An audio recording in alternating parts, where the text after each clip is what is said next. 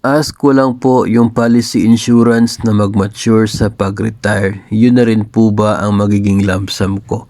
Or iba pa siya? Kindly withhold my name.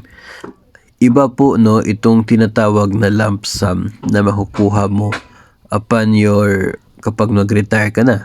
At iba rin po itong galing sa atin pong policy sa GSIS.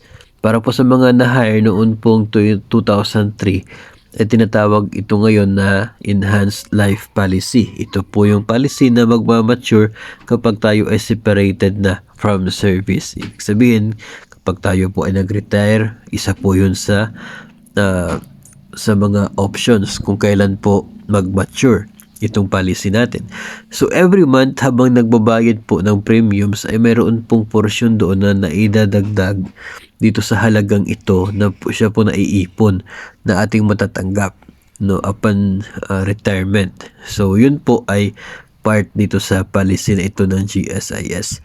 Ngayon, ito pong usapin ng lump sum, ito po ay tungkol sa pension. Ito po yung pension mo for 5 years na in advance mo. Kinuha mo in advance buo yung 5 buwan, 5 taon na pension mo.